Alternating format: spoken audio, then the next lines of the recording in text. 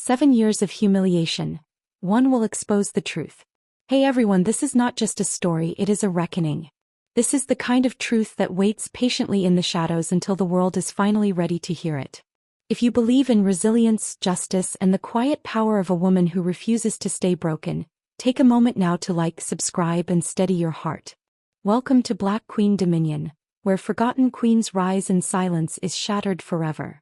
7 years is a long time to carry humiliation like a second skin. It seeps into mornings, settles into bones, and whispers doubts into every quiet moment. For her, those years did not pass gently. They dragged themselves forward, marked by false smiles, calculated cruelty, and a system designed to remind her exactly where others believed she belonged.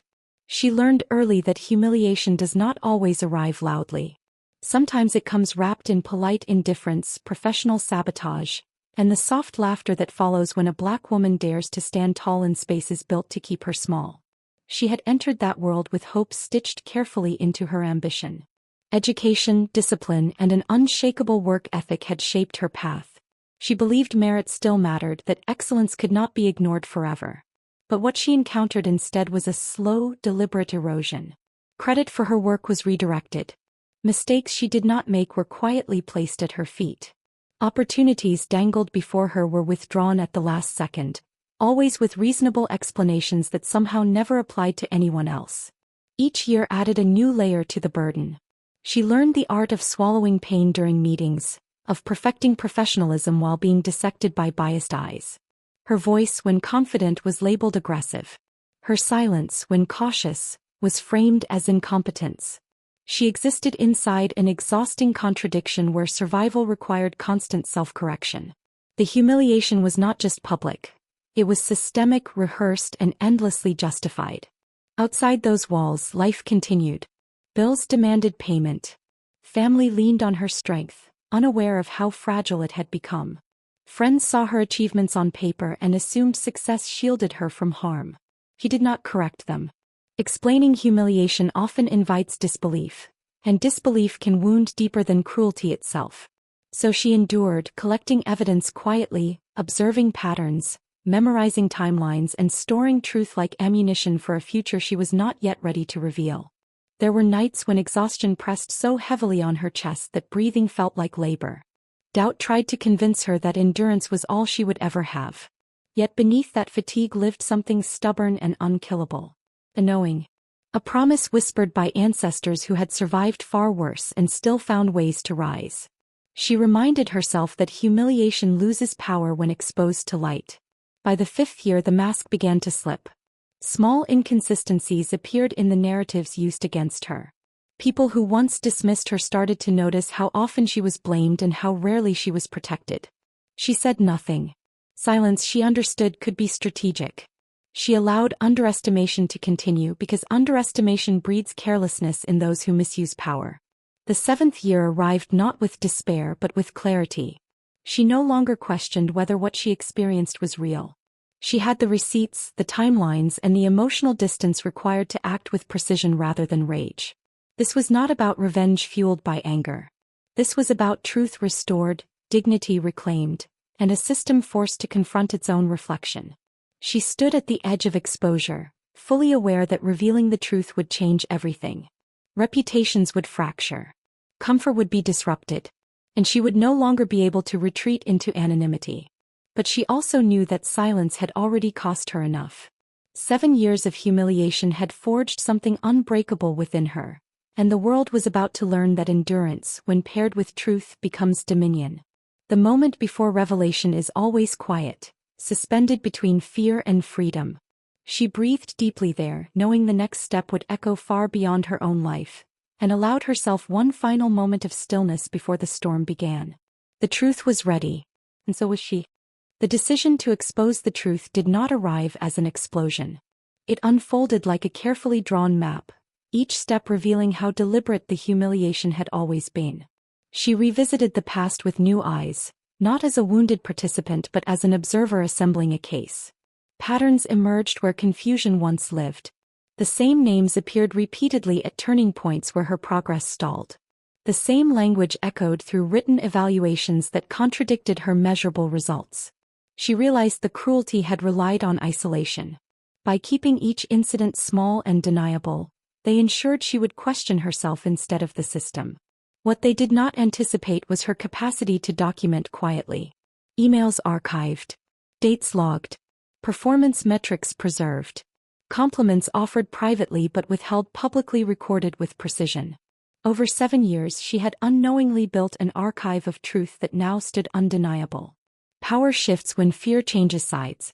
As she prepared, she felt that shift internally first. The anxiety that once lived in her shoulders loosened. Sleep returned in fragments, then in full nights. She no longer fantasized about escape, she envisioned impact. Exposure was no longer a threat to her stability. It was a restoration of it. She studied how truth had dismantled institutions before. Not through noise alone, but through irrefutable clarity. Emotional testimony mattered, but evidence moved mountains. She refused to be framed as bitter or unstable. Her strategy was calm, factual, and devastatingly thorough. Each piece of proof was placed exactly where it belonged, allowing the story to tell itself without embellishment. As preparations continued, subtle resistance surfaced. Meetings were postponed. Access to information was delayed. She recognized these as signs of awareness. They sensed something shifting, though they could not yet name it. Their unease confirmed what she already knew.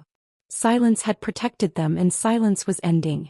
What surprised her most was how others began to come forward once she stopped hiding. Quiet acknowledgments appeared in careful conversations and cautious messages. People who had witnessed fragments of her humiliation admitted they had been afraid to speak. Her courage disrupted their fear. The story expanded beyond her, revealing a culture sustained by complicity and rewarded by compliance. She understood then that exposure was not only personal. It was communal. The truth she carried belonged to everyone who had been diminished in similar ways. That realization transformed her resolve into something larger than justice for herself. This was about accountability that reached beyond one name, one department, one narrative. When the moment arrived to release the truth, she did so without spectacle. Documents submitted. Reports filed. Stories aligned. The reaction was immediate and irreversible. Denial surfaced first, followed by deflection, then panic. The same mechanisms once used to undermine her were now deployed to protect themselves, but they no longer worked. Watching the aftermath, she felt no joy in destruction. What she felt was balance returning. The weight she had carried for 7 years lifted, replaced by a grounded certainty that humiliation thrives only in darkness. In the light, it collapses under its own lies. She stood firmly in that light, no longer defined by what she endured but by what she revealed. Power, she learned, does not always roar. Sometimes it speaks once, clearly, and changes everything forever. The truth was out, but the consequences were just beginning. Exposure is never the end of a story. It is the beginning of reckoning. Once the truth surfaced, it moved faster than anyone expected, flowing through corridors that had once echoed with polite denial. The system that had relied on her silence now struggled under the weight of its own contradictions. What had been carefully hidden behind procedure and professionalism was suddenly visible, and visibility changed everything. At first, the response was confusion disguised as control. Internal reviews were announced, framed as neutral and routine. Committees were formed, staffed by faces that had once looked past her. Yet the documents spoke louder than any official statement. Timelines aligned too perfectly to dismiss. Patterns repeated too consistently to excuse. What had once been labeled isolated misunderstandings now revealed themselves as strategy. She watched this unfold from a distance she had earned. For the first time in 7 years, she was not scrambling to defend herself. She was no longer trapped in reaction mode. The truth carried itself forward, dismantling the narratives built to contain her. People who had once questioned her competence now questioned their own judgment for trusting a system so clearly compromised. The most powerful shift occurred quietly. It happened in the way her name was spoken when she was not present. Where it once carried doubt, it now carried caution and respect. Not admiration yet, but recognition. Recognition that she had endured what many could not. Recognition that she had done so without breaking, without lashing out, without giving them the emotional spectacle they had expected. Resistance hardened as accountability drew closer. Some attempted to rewrite history, presenting themselves as unaware participants rather than active contributors. Others claimed good intentions as if intention could erase impact. She anticipated this. Humiliation rarely survives alone. It is always protected by convenient amnesia. But evidence has no memory problem. It remembers everything. As the system strained, cracks appeared in places long considered untouchable. Promotions were paused. Investigations expanded. Questions once whispered were now asked aloud. The same environment that had required her to constantly justify her existence now struggled to justify itself. That reversal carried a quiet poetry she did not celebrate publicly, but acknowledged internally as validation. What surprised her most was the emotional aftermath. She had imagined relief would feel like triumph, but it arrived as calm instead. A deep, steady calm that replaced years of hypervigilance. Her body, long accustomed to bracing for impact, began to soften. She noticed sunlight differently. She breathed without measuring the space she occupied. Freedom, she learned, feels subtle when you have been constrained for too long. Others continued to come forward, emboldened by her resolve. Stories echoed hers with chilling familiarity. Different names, same patterns. Different timelines, same outcomes. The narrative expanded beyond a single experience into a collective truth. What had been framed as her problem was revealed as a systemic failure that had thrived on silence and fear. The institution attempted to manage perception, issuing statements filled with carefully chosen language. Accountability was promised. Change was pledged. But she understood that real change does not begin with words. It begins with discomfort. And discomfort had finally arrived, uninvited and unavoidable. She remained intentional about her presence. She did not over-explain. She did not apologize for exposing harm. She let the truth stand without adornment. In doing so, she denied them the opportunity to frame her as emotional or vindictive. Her restraint was strategic, and it unsettled those accustomed to controlling narratives through provocation. Behind closed doors, consequences took shape. Roles were reassessed. Authority questioned. Alliances fractured. The same hierarchy that had once minimized her now scrambled to protect itself from collapse. She observed this not with bitterness but with clarity. Systems that humiliate thrive on imbalance. Balance, once restored, feels like chaos to those who benefited from injustice. Her own future stood at a crossroads. She knew that exposure often demands sacrifice. Staying might require navigating a space forever altered. Leaving could mean relinquishing ground she had fought to reclaim. Yet for the first time the choice felt truly hers. She was no longer reacting to harm. She was directing her next chapter. The 7 years of humiliation no longer defined her trajectory. They had become context, not destiny. What emerged in their place was authority rooted in truth. Not granted but claimed. Not loud but undeniable. As the system continued to unravel, she understood that this moment was larger than outcome. Whether structures survived or collapsed was secondary to what had already been achieved. Silence had been broken. The lie of inevitability had been shattered. A queen had refused erasure and in doing so, had altered the terrain for everyone who would come after her. The exposure had shaken the walls, but the final transformation was still ahead. Power does not announce itself when it returns. It settles first, quietly, into posture, into tone, into the way a woman occupies space without asking permission. After the system cracked open, she felt that return in subtle but undeniable ways. She no longer measured her words to survive. She no longer anticipated harm before it arrived. The vigilance that had once governed her every move dissolved, replaced by something steadier and far more dangerous to those who had underestimated her: certainty. The aftermath of exposure created a strange vacuum. Authority figures who once projected confidence now hesitated. Decisions that used to be swift became delayed, second-guessed, reviewed. The illusion of control had been stripped away, revealing how fragile it always was. She understood then that humiliation had never been about her inadequacy. It had been about preserving a hierarchy that depended on her being small. With that realization came a profound shift in how she saw herself. The years of endurance reframed themselves not as lost time but as training. She had learned restraint, observation, and precision. She had mastered the art of surviving hostile environments without surrendering her core. Those skills, forged under pressure, now became assets rather than armor. Her presence began to command attention without effort. People listened differently. They paused before interrupting. They weighed their words. Respect, once withheld, now arrived cautiously, as if unsure whether it was welcome. She accepted none of it eagerly and rejected none of it outright. She allowed people to adjust, knowing that genuine transformation takes time and discomfort. What mattered most was internal. The voice that once questioned her worth fell silent. In its place stood a grounded knowing of who she was and what she had survived. She stopped replaying past moments, stopped rewriting history in her mind. Closure, she discovered, is not about apologies or vindication. It is about release. Opportunities emerged from unexpected places. Invitations to contribute, to lead, to shape conversations she had once been excluded from arrived without explanation. She evaluated each one carefully. Access alone was no longer enough. Alignment mattered now. Integrity mattered. She had learned the cost of ignoring her instincts, and she would not pay it again. The broader impact of her actions continued to ripple outward. Policies were reviewed. Language shifted. Training programs were announced.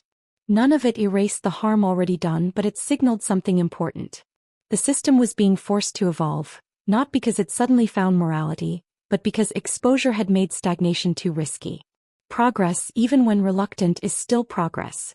She watched younger women navigate the same spaces with a little more freedom, a little more confidence. They did not know all that had happened, but they felt the difference. That knowledge settled deep within her as quiet triumph.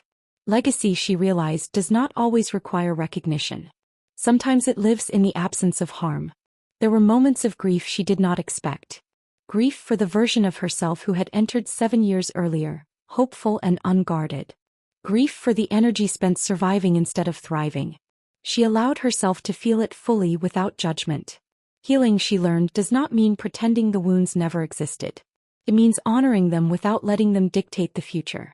As her sense of self solidified, she began to redefine success on her own terms.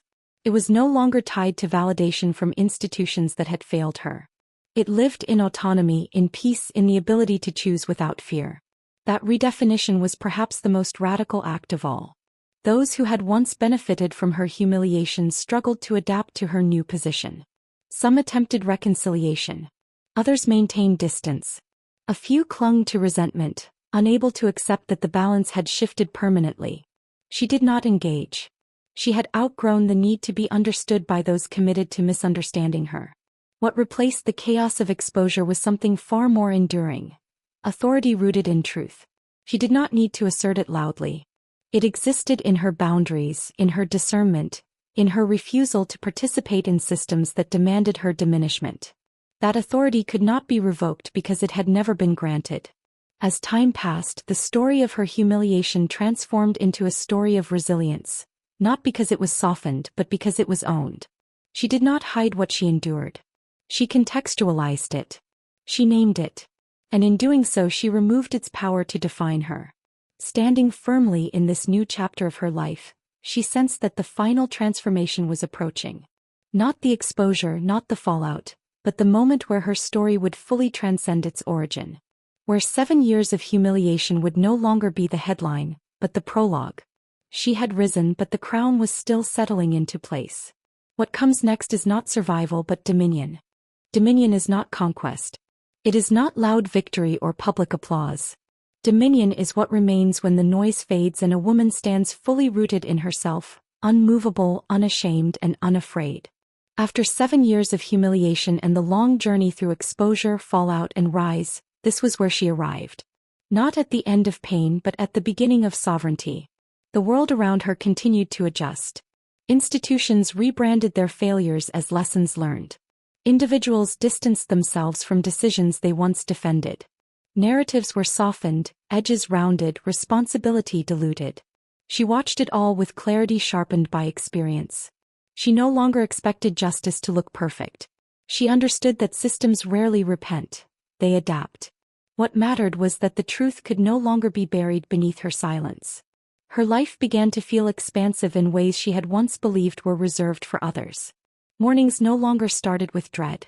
Her body no longer reacted to emails like alarms. She trusted her instincts again, that deep internal compass that had been gaslit for years. Rebuilding that trust was one of the greatest victories of all. She chose her next steps deliberately. Every decision passed through a new filter. Does this honor my dignity or does it demand my erasure? That single question reshaped her path. She declined roles that required compromise disguised as opportunity. She accepted spaces where her presence was not merely tolerated but valued. For the first time, success felt aligned rather than extracted. The story of her 7 years did not disappear. It transformed. It became something others referenced in moments of courage. It became a warning whispered to systems that relied on unchecked power. It became a mirror held up to environments that thrived on quiet harm. She did not need to repeat it endlessly. The impact lived on its own. What remained with her most strongly was not anger but wisdom. She understood how humiliation operates, how it disguises itself as professionalism, how it isolates its targets and protects its architects. That understanding gave her the ability to interrupt it when she saw it emerging around others. She became a presence that shifted rooms simply by refusing to participate in cruelty masked as culture. There was a time when she feared being defined by what she endured. Now she understood that survival does not erase complexity. It deepens it. She was no longer just resilient. She was discerning. She was strategic. She was whole. The humiliation that once threatened to hollow her out had instead carved space for something far more powerful. Legacy revealed itself in unexpected ways. In policies rewritten. In voices amplified sooner rather than later. In moments where someone else was believed without needing 7 years of proof. She did not claim credit for these changes. She recognized them as ripples of truth moving outward, touching lives she might never meet. Her relationship with power evolved completely. She no longer sought proximity to it. She embodied it. Power, she learned, is safest in the hands of those who understand its cost. She used it to create boundaries, not fear. To cultivate clarity, not control. That was the difference between domination and dominion. Looking back, she no longer asked why it happened to her. That question had lost its hold. Instead, she asked how she would live with what she now knew. The answer was simple and radical. She would live without shrinking. She would take up space without apology. She would tell the truth without waiting for permission. 7 years of humiliation had tried to teach her obedience. Instead, they taught her authorship. She rewrote the narrative not by erasing the past, but by placing it exactly where it belonged, behind her, no longer dragging at her heels. As her story settled into its final form, it stood as testimony. Not that pain is necessary for greatness, but that greatness survives even when pain is imposed.